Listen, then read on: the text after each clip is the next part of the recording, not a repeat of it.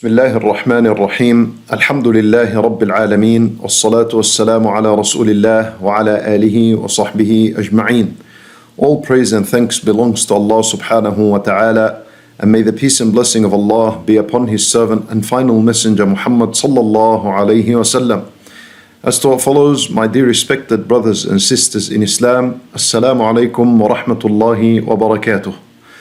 And in a few minutes, I wanted to take this opportunity to share with you a very important question, and that is, how does one achieve sincerity, honesty, and a present heart when he is making dua to Allah subhanahu wa ta'ala? This is so important, because if you're sincere and honest and your heart is present with you as you make dua, then bi-idhnillah, by Allah's permission, that dua of yours will be answered and will be accepted. So it's very important to understand how to achieve these three things. Let me begin with the first one. How do we achieve sincerity in a dua? Sincerity, my brothers and sisters in Islam, means that you make this dua solely for the sake of Allah subhanahu wa ta'ala, and you do not involve anyone in this worship. So you're directing the worship of dua to Allah Azza wa Jal alone and no one else. This is how you achieve sincerity in a dua. You want Allah to hear you. You want Allah to reward you for your dua. You want Allah to answer your dua. You want Allah's appreciation. And you don't want the people. You don't want people's appreciation. You don't want the people's recognition. You don't want people to reward you for your dua, or to look at you and throw some comments and say, MashaAllah, look at this person making dua. You don't want this. When you direct the worship of dua to Allah alone, wanting Him subhanahu wa ta'ala and His pleasure, now you are sincere in your dua. And what helps you achieve sincerity in dua is the more you make dua in private, the more sincere you become. The more you make dua in private, the more sincerity there is in your dua. So when you make dua to achieve sincerity, number one, make sure that you're directing this worship only to Allah and you want Him to accept you. You don't want anyone's approval.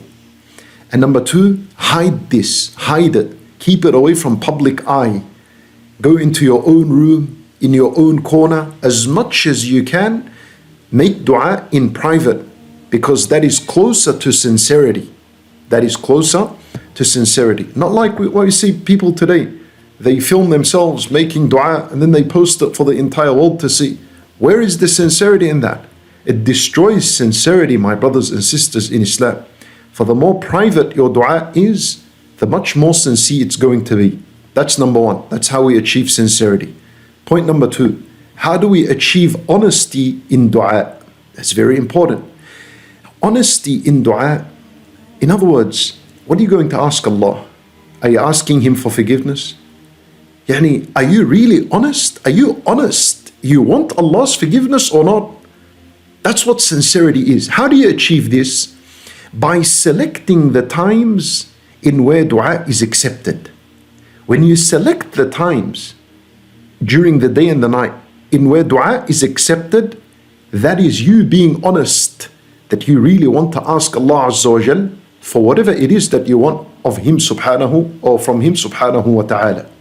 So for example, waqtu sahar is a blessed time. It's an honest time. Waqtu sahar is the time just before adhan al-Fajr. That's called waqtu sahar, when you're having suhoor. That time there, it is highly encouraged and recommended to make dua at that time, especially al-istighfar, to ask Allah Azza wa Jal for forgiveness and for His mercy, to say astaghfirullah.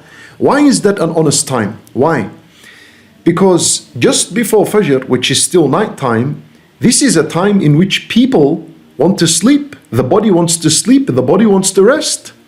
But you preferred the love of Allah Azza wa Jal over the love of your own self. So you preferred to stand before the hands of Allah Azza wa Jal, begging Him for forgiveness and mercy, when in fact your body wanted to rest and sleep, just like most of creation and the majority of the world is doing. sleeping and resting at that time. So to achieve honesty in dua, for example, at the time of Sahar, just before Fajr, when you get up and say, "Oh Allah, forgive me," Astaghfirullah, when you say Astaghfirullah at that time, you're being honest in your dua. Because that's a time in where your body wants to sleep, you want to rest. But you preferred Allah's love over what your body wants. So you got up and you asked Allah at that time to forgive you. Now you're being honest in your dua. Another time in which you can be honest in your dua, to achieve honesty in your dua, is between the adhan and the iqamah.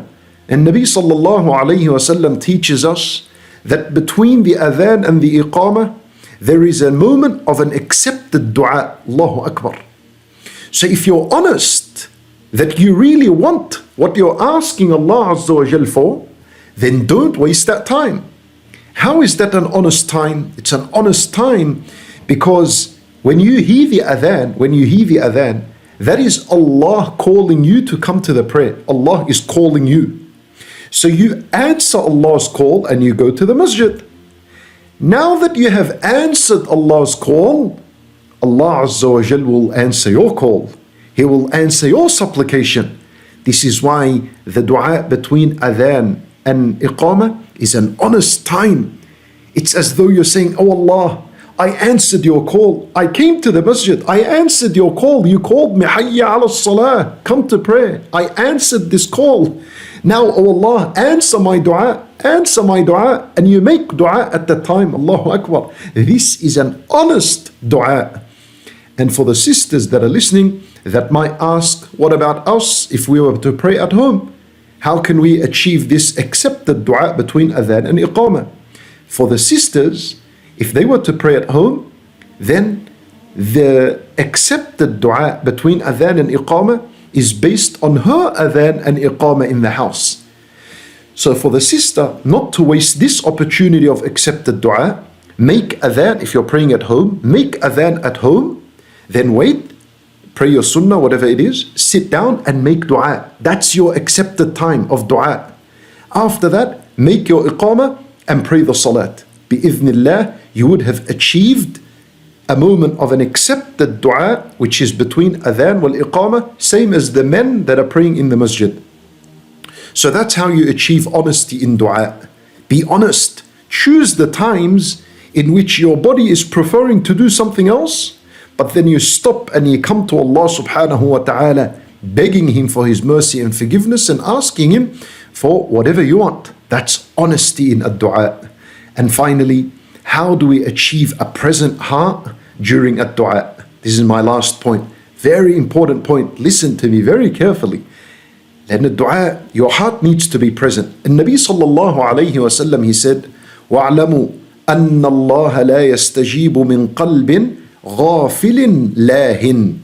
Nabi sallallahu alayhi wa sallam told us that you all better know that Allah does not answer the dua that is coming from a heart that is ghafil, heedless, lahin, distracted.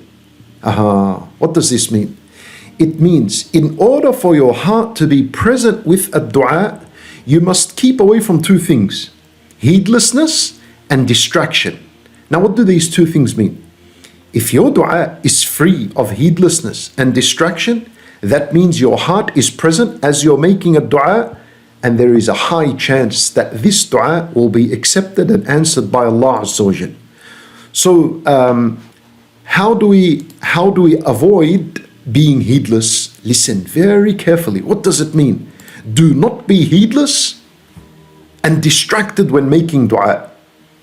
Heedlessness means when you do not recognize and acknowledge the greatness of Allah Azza wa Jal and the vastness, the greatness of His mercy and His forgiveness.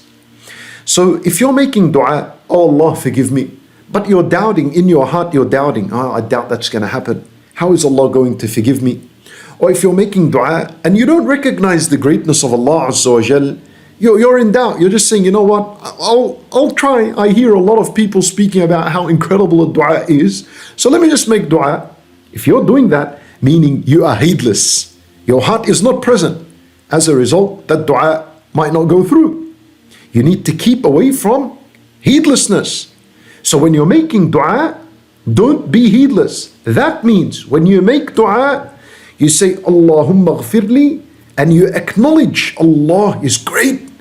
Allah's mercy is vast. It's huge. It encompasses all things. وَرَحْمَتِي وَسِعَتْ كُلَّ شَيْءٍ. Allah Azza wa Jal says, my mercy has encompassed all things.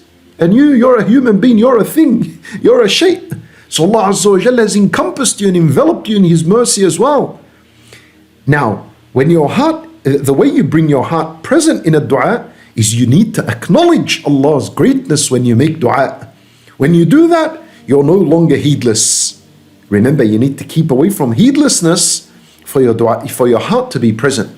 And the second thing you need to keep away from when making dua, in order for your heart to be present, is lahin, distraction. What does distraction mean in dua? Distraction means that you say something, you do not know what it means. If you have a dua book and you're just reading through it, وَاسْلُلْ سَخِيمَةَ قُلُوبِنَا, and you don't even know what this means, then your heart is distracted when making dua. Therefore your heart is not present. So most likely it will not be answered. Wallahu a'lam. So in other words, to keep away from distraction when making dua, make dua that you understand and you know what you're asking Allah. If you don't know how to speak Arabic and make dua in the Arabic language, then make dua in your own language. Make a dua, my brothers and sisters in Islam, make a dua that you understand. Because when you're making dua, you understand. Now you are not being distracted in your dua, your heart is present. As a result, bi'idhnillah, this dua will be accepted. But this is very, very important for your heart to be present when making dua. Ask Allah Azza wa Jal in your own language. If you don't know how to make dua in Arabic, ask Him in your own language. And it's permissible even in salat, even in your sujood.